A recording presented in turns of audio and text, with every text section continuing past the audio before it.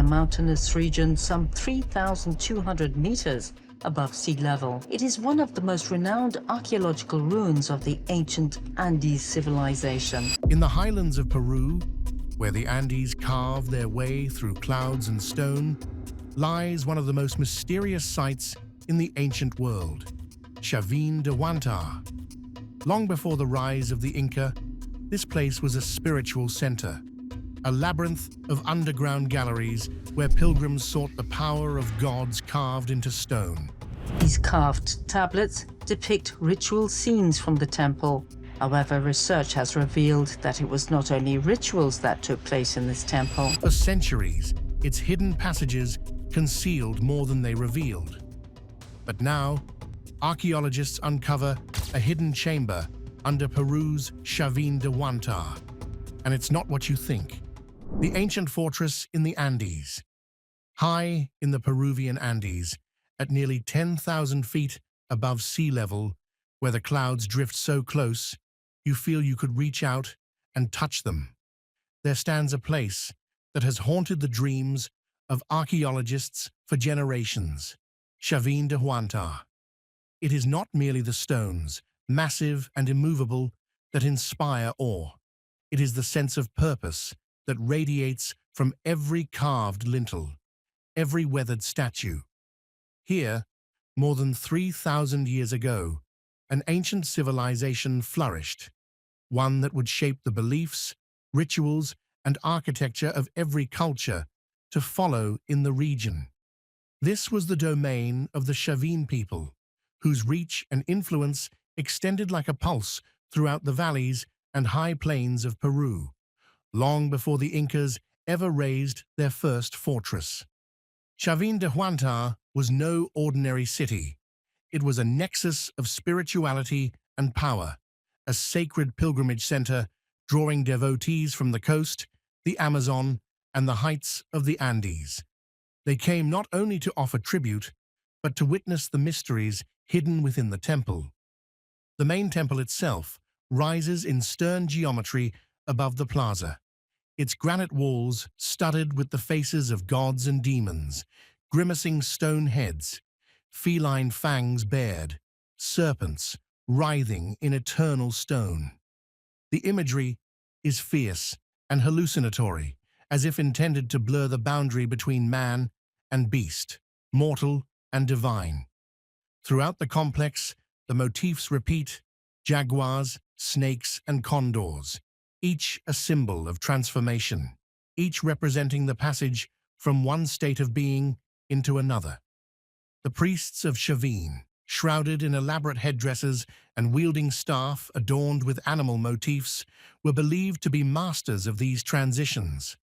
Through ritual, music, and mind-altering substances, they led worshippers into altered states, blurring the lines between the physical and the spiritual.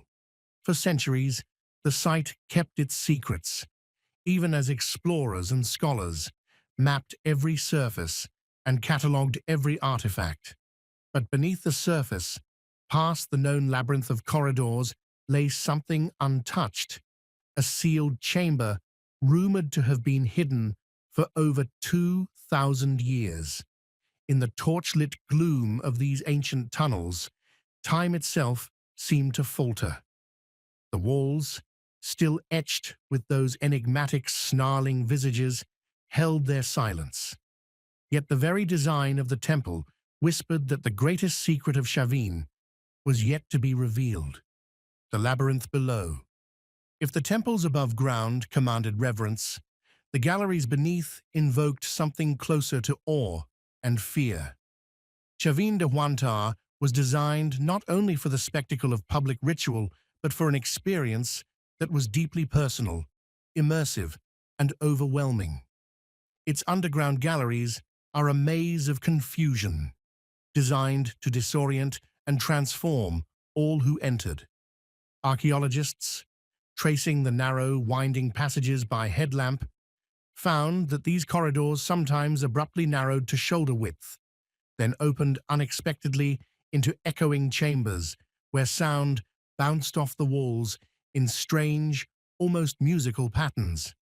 In these spaces, the play of torchlight created shifting shadows so that walls appeared to move, carved fangs seemed to glisten, and the faces of ancient gods flickered in and out of sight. Modern researchers have come to believe that this architecture was not accidental. The twisting passages, the sudden dead ends, the deliberate use of acoustics, all were tools wielded by the Chavín priests to manipulate the minds and emotions of initiates. Here, a simple procession through darkness became a sacred ordeal.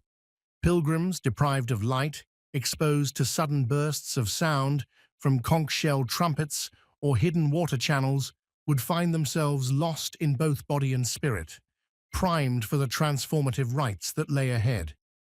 In this maze, every step was a passage between worlds. But as explorers pressed deeper, the feeling of unease only intensified. The labyrinth was littered with abrupt endings, passages that simply stopped at blank walls or that led to stone doorways sealed tight, untouched since the days when the priests themselves walked these halls. Behind these obstacles, hints emerged of spaces never mapped, voids beyond the reach of light and knowledge. Some researchers spoke in hushed tones of hollow-sounding stones, of drafts that seemed to come from nowhere, of echoes that suggested vast empty spaces beyond the walls. It became clear that the builders of Chavín had intended to hide something not meant for the eyes of common pilgrims or even ordinary priests. The complex itself, with its blend of revelation and secrecy, seemed to whisper of voids, chambers of emptiness held apart from the world for a purpose that no living soul could now recall. In these ancient silent spaces, the promise lingered.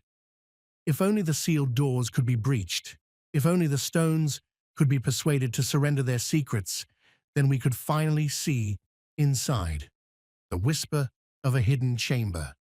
For generations, the enigma of Chavín de Huántar was defined by what was visible: soaring stone walls, sunlit plazas, and an intricate maze of underground galleries that echoed with the footsteps of pilgrims and priests long gone. Yet, beneath the surface, the mountains still held secrets. Decades passed as archaeologists crawled through tunnels by lamplight, measuring, sketching, mapping each narrow turn by hand. It was a painstaking effort, but the slow accumulation of knowledge was about to give way to something more profound. As the 21st century dawned, the site was reborn in the eyes of science. Laser scanners and ground-penetrating radar were brought to bear on the ancient stone, their beams and pulses sweeping through the darkness. The data they produced hinted at something extraordinary: shapes and spaces that did not fit the known layout, subtle voids where there should have been only unyielding rock. At first, these anomalies were mere suggestions, a blip in a scan, a faint outline in a model. But as the images sharpened, a pattern emerged. Deep within the twisting galleries, far from any ceremonial plaza, a compact pocket of emptiness was revealed. It was unmistakably a chamber, one that no map or legend had ever named. The chamber's isolation was striking. It was tucked away behind multiple layers of passageways, as though the builders had gone to great lengths to keep it secret. The void was completely sealed, surrounded on all sides by thick blocks of stone.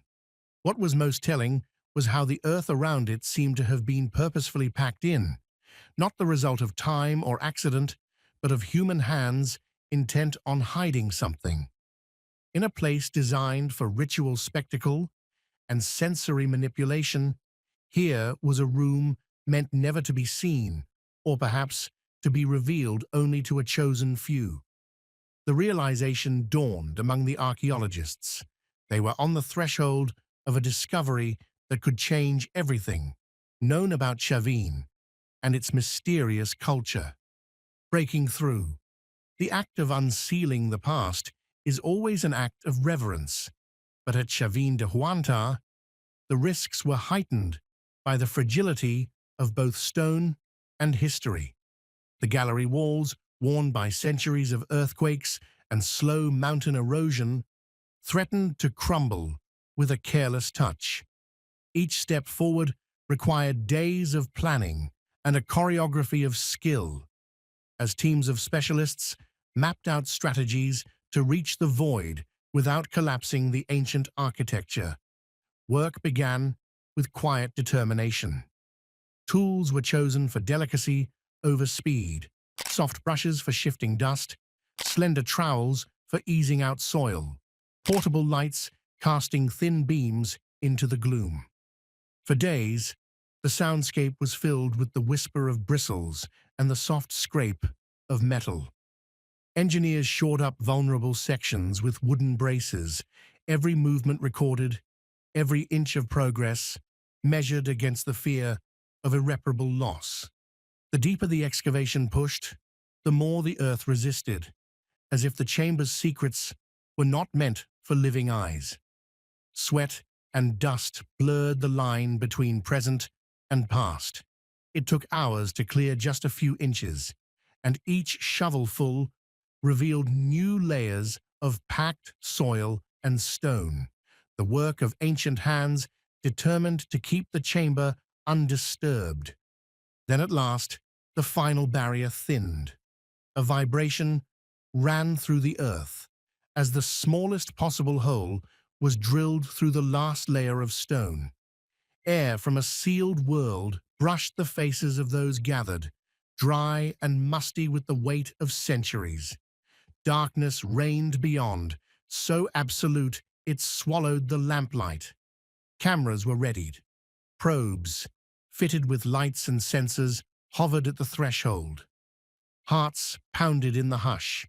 And then, as the lens slipped through the opening and images flickered onto the screen, we can finally see inside, into the darkness. The chamber revealed itself in silence. The first moments after breaking through the stone were marked by a hush that seemed to swallow the sound of voices and the scraping of tools. Inside, it was not the grand treasure vault that some had hoped to find. Instead, the space was tight, almost suffocating. Its dimensions were modest, the ceiling low enough that those who entered had to stoop. The walls, cut with meticulous care from the surrounding stone, bore no carvings, no painted glyphs, and none of the elaborate iconography that adorned the larger public spaces above. Every surface was smooth, almost featureless, as though the chamber was meant to conceal, not proclaim. But on the dusty floor, something remarkable broke the monotony. Scattered across the flagstones lay dozens of small artifacts, each one revealed gradually as the archaeologists' lights swept the chamber. They seemed at first like the debris of forgotten rituals, like a hurried abandonment. Closer inspection revealed a deliberate order, a clustering that suggested careful placement, not careless discard. Each artifact was a slender tube, crafted from hollow bone. Some were unmistakably human, their length and shape familiar to the scientists who recognized the curvature of a femur or the taper of a radius. Others were fashioned from animal remains, the bones stripped of flesh, shaped and polished until they gleamed dully even after centuries in the earth. Each was a relic, stained by time, but the edges showed a kind of care, an intention that belied their apparent simplicity. To the untrained eye, these objects might have seemed little more than curiosities, but their context, sealed in this hidden chamber, untouched for over 2,000 years, spoke of a purpose far greater than mere refuse. They were not trash, nor were they offerings left casually to the gods. They were tools, artifacts of ritual or practice, waiting to tell their story. The bone tubes, removed with the utmost care, The bone tubes made their way from the shadows of the chamber to the controlled brightness of the laboratory. Here, under the glare of microscopes and the scrutiny of chemical analysis, their true nature began to emerge. Each tube was meticulously catalogued, measured, and examined. Under magnification, the surfaces told a story of repeated use.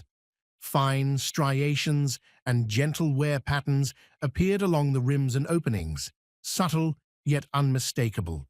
These were the marks of human lips, pressed again and again over generations, shaping the bone in the most intimate of ways. More telling still were the residues that clung to the interiors of the tubes. Careful extraction and testing revealed the presence of nicotine, a familiar marker, known from countless sites across the ancient world. The Chavín people, like many before and after them, had discovered the power of tobacco, harnessing its effects in ritual and in daily life. But nicotine was only the beginning. Deeper within the porous bone, locked away from light and air, other traces waited to be discovered. The chemical signatures pointed to something far more potent: residue from the Vilca bean. Vilca, a powerful hallucinogen related to DMT, was revered by the shamans and priests of the Andes for its ability to dissolve the boundaries of perception. The experience it induced was not gentle. Inhaled as a snuff, it could send a person into trances, into visions of gods and monsters, of ancestors and spirit animals, of transformation so profound that identity itself might seem to melt away. The realization settled over the researchers with a quiet awe. These were not ornaments or decorative curiosities, nor were they simple pipes for the enjoyment of tobacco. They were instruments of altered states, devices for reaching beyond the everyday, into the realms of the sacred and the unimaginable. In the sealed silence of the chamber, their presence hinted at secret rites, at practices known only to the chosen few who had descended into the darkness with the bone tubes in hand, seeking not just communion with the gods, but a journey into the very heart of mystery, the ritual of control. Historians had debated for generations whether the Chavín's legendary rituals were truly fueled by psychoactive plants, or whether those stories were just speculative echoes from a time shrouded in myth. The archaeological record offered hints, traces of plant residue, odd depictions in stone, but until now, there had been nothing definitive. That changed the moment the bone tubes came to light. Their surfaces, etched and polished by countless hands, retained the fingerprints of ancient ceremonies. Scientific tests stripped away centuries of doubt. These were snuff devices, finely engineered to deliver powdered Vilca bean into the nose and bloodstream in a single, burning inhalation. It was not a casual act. Vilca is no mild intoxicant. Its active compounds, tryptamines related to DMT, trigger hallucinations that arrive like a storm, erasing the boundaries between self and world, plunging the user into raw, unpredictable vision. Yet what mattered even more than the tool was its context. The chamber itself was a revelation. Unlike the public plazas and open-air altars above, this space was sealed, airless, nearly invisible in the stone maze. There was no room for crowds, no hint of spectacle for the masses. Only a select few, priests, perhaps chosen initiates, were admitted. In the flickering dark, under the watchful eyes of those who presided, participants became something less than individual, more than human. The ritual became a mechanism of social engineering, designed not only to induce visions, but to control access to the supernatural itself. The priesthood positioned themselves as gatekeepers of the divine, the sole possessors of the technology of transcendence. Their power was absolute within those walls. To experience the sacred meant surrendering to those who orchestrated the ritual, who determined the dose, who conjured the spirits with practiced words and choreographed movements. There was terror in the ceremony, a sense of being utterly out of control, adrift on the currents of something vast and unknown. And when the visions faded and the initiates staggered back to daylight, the memory of submission remained. The result was a social order built less on physical domination than on the manipulation of perception. By mediating the experience of the sacred, the priests of Chavín created a hierarchy that transcended mere politics. Their authority did not rest on swords, but on the ability to generate awe and, at times, fear. The snuff tubes were not just tools, they were instruments of power, forging loyalty through shared, overwhelming experience and binding the chosen few to a vision of the world that only the priests could provide. Power through illusion. To understand the true nature of Chavín power, one must descend into the labyrinth and surrender to its logic. Imagine a pilgrim weary from weeks of travel, drawn by rumors of miracles and mysteries, finally brought before the threshold of the sacred. Down winding passageways he is led, disoriented by shifting torchlight, the air thick with the scent of burning resin. The very architecture is designed to confound and unsettle, to erase the memory of open sky. Then, through a narrow stone portal, he enters the hidden chamber. Here, the experience becomes intensely personal and unfathomably strange. A priest stands ready, the bone tube in his hand, the powdered vilca glinting in the firelight. There are chants, guttural and ancient, that reverberate against the walls. The pilgrim breathes in the snuff, and the world begins to dissolve. Sensations fracture. The boundaries of flesh and spirit become permeable. Through streaming eyes, the initiate sees the carved jaguars and serpents on the walls come alive, twisting and writhing as if they too were part of the ceremony. He feels his own body lengthen, his skin prickle with imagined fur, his mind lifted by invisible wings. He is not merely a witness to transformation, but its subject. In this state, everything the priests proclaim becomes real. The power of suggestion is heightened to the point of omnipotence. If the priest declares that the gods are near, then the initiate feels their presence with every fiber of his being. If the ceremony demands that the soul be reborn, then in the grip of Vilca, the pilgrim is certain he has crossed and returned from death's threshold. The line between performance and revelation blurs until it disappears. Emerging from the chamber, shaken and forever changed, the pilgrim carries with him the unshakable conviction that the priests of Chavín possess knowledge and abilities far beyond the ordinary. Their mastery of vision is indistinguishable from divinity. In this way, the priests secure not only belief, but obedience.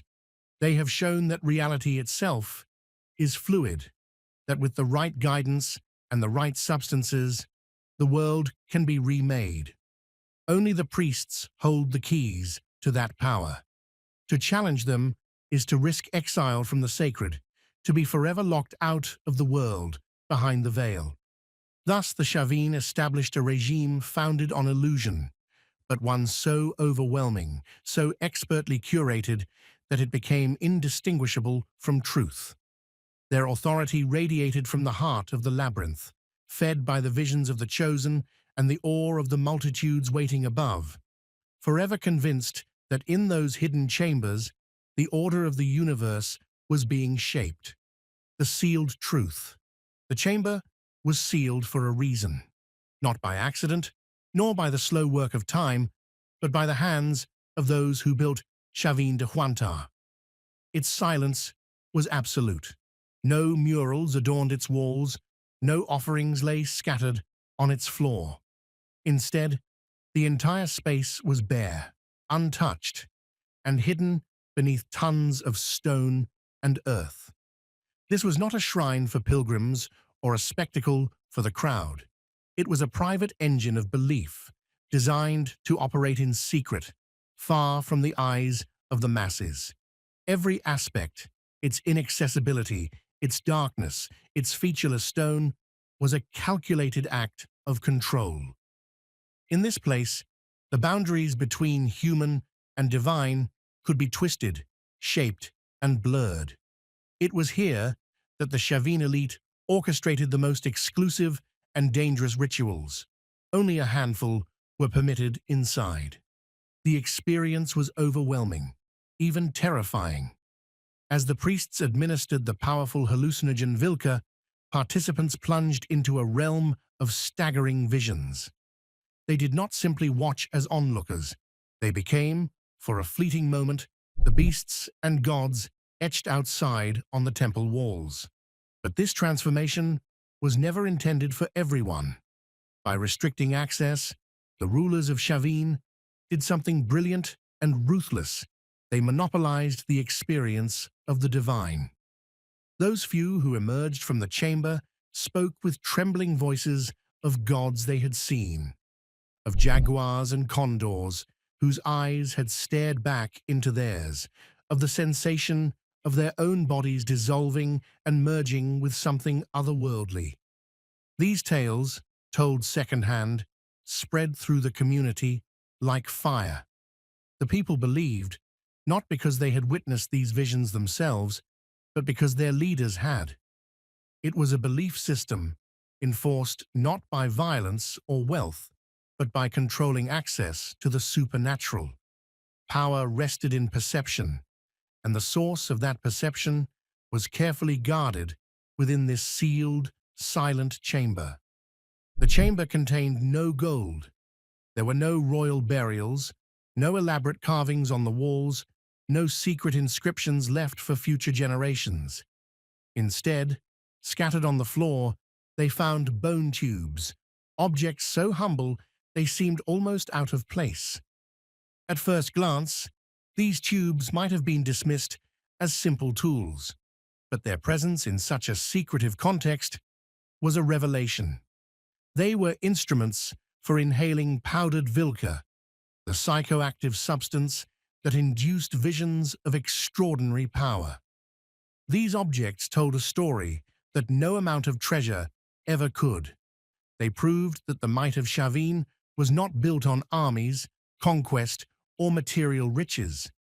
It rested on something deeper, the deliberate manipulation of human consciousness. The leaders of Chavín did not need to command vast legions or amass hordes of wealth. Instead, they created a theater of visions, a chamber of control, where the boundaries of reality could be dissolved and rewritten. Here, they forged a bond that tied the elite, the priests, and the society at large to the supernatural, and in doing so, cemented their authority. In the stillness of that chamber, untouched for over 2,000 years, archaeologists uncovered a truth that redefines the way we think about power and belief. The hidden chamber was not a tomb, nor a vault of treasures, but a machine for producing conviction, for transforming perception, for binding a civilization together under the shadow of awe and fear.